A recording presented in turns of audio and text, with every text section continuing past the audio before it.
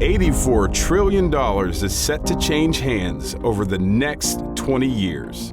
Whether you're passing it down or inheriting it, the decisions you make today will shape your family's financial future for generations. Welcome to the Great Wealth Transfer, where David Pulcini, CFP, guides you through the strategies, insights, and pitfalls of navigating one of the largest financial shifts in history. What you don't know could redefine your legacy.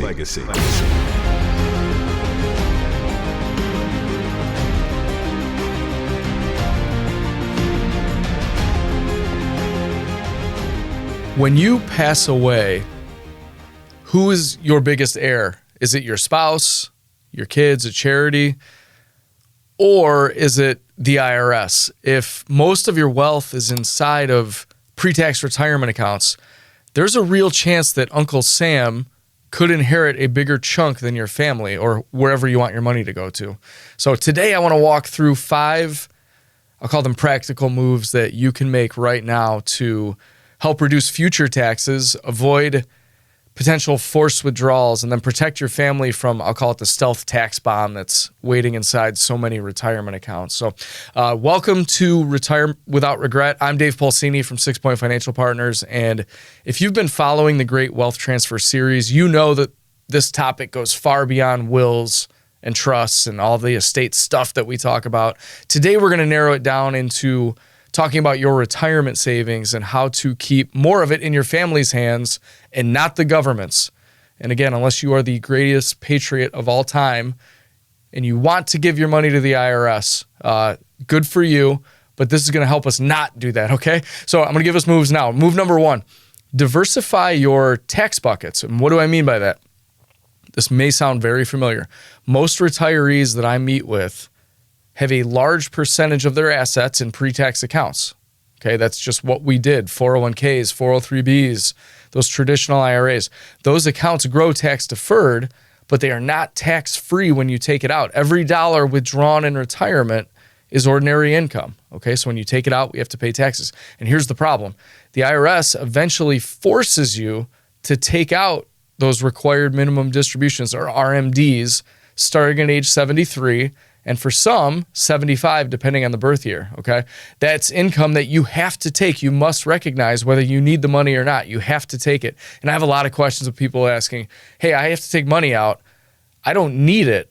What do I do with it? And that might be for a different episode. But the point here is you're being forced to take money out, and you're being forced because the IRS wants you to pay taxes, okay? How do we avoid that? The first step is that tax diversification that I talked about. We want to start building after-tax and Roth accounts, okay? So if you have time, we could start doing that. So you can choose where to pull that income from later that you actually do need.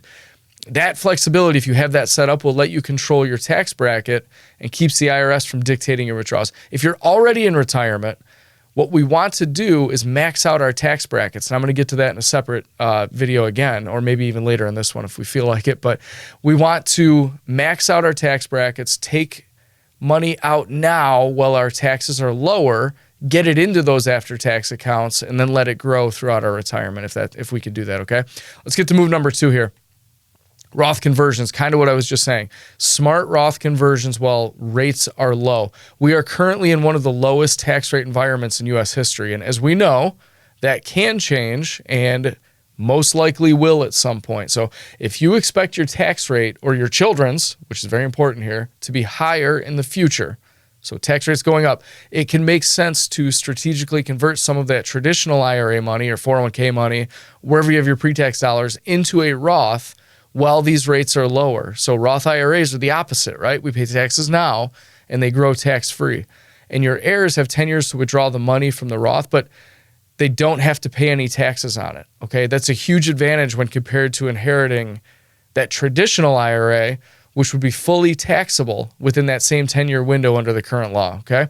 So the key here is don't do this blindly. Let's coordinate with the financial advisor and the CPA to, quote, fill up, right?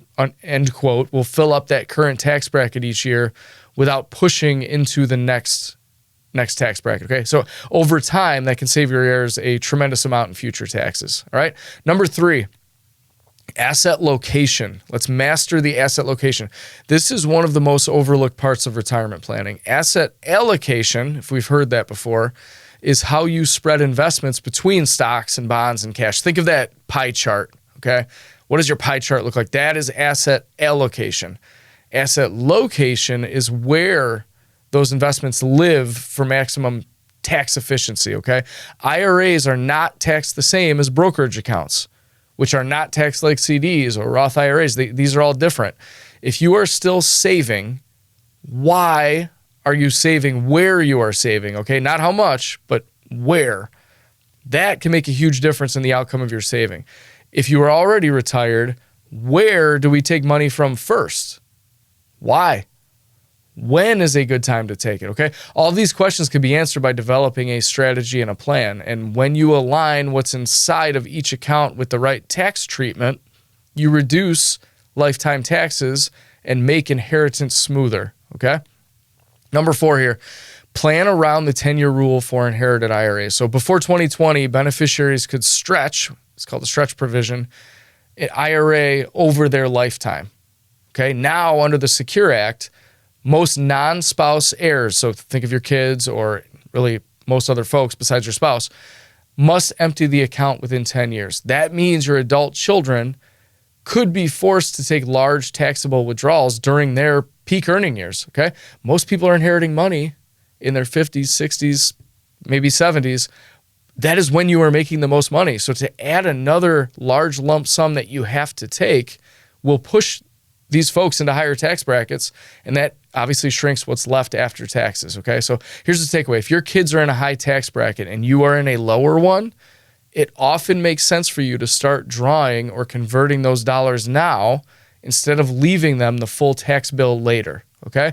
And number 5, create a lifetime withdrawal strategy, not just the RMD plan, okay? So a lot of folks wait until the RMD age, again, that 73 or 75, to think about distributions if they don't need it, okay? The best plan, what I would say, is it maps out year-by-year income strategy that manages the brackets. We're going to harvest the gains, and we can blend income sources. So let me give an example here that was confusing, but let's use pre-tax withdrawals in early retirement years to stay under higher tax brackets, okay? Let's replenish cash and taxable accounts in down markets. Okay, market goes down, we take it out, we pay less in taxes, and we take it down.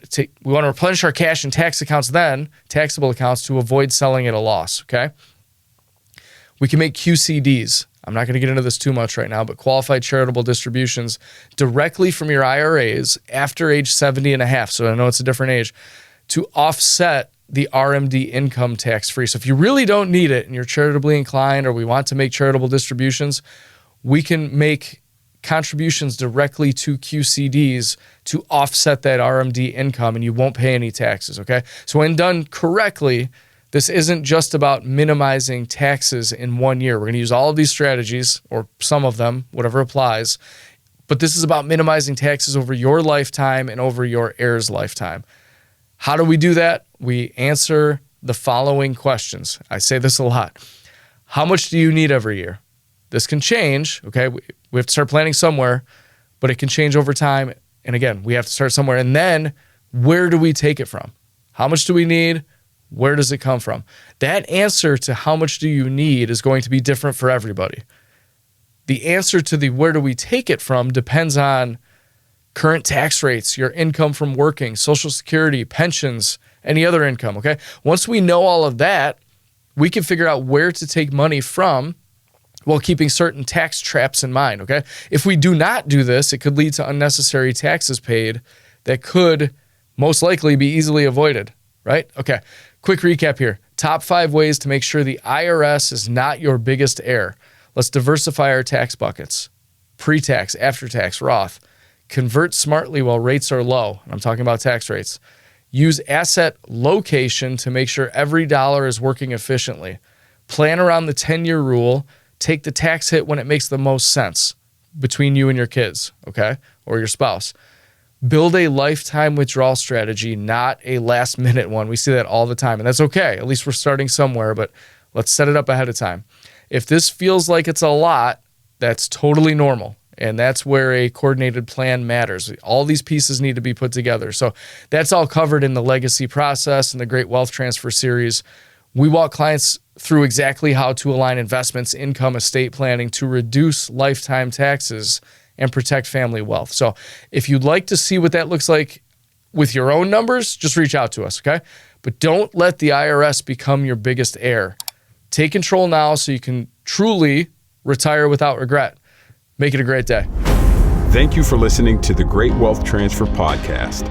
If this podcast resonates with you, reach out to 6 Point Financial Partners at 585-485-6048 or email dpulcini@6pointfp.com.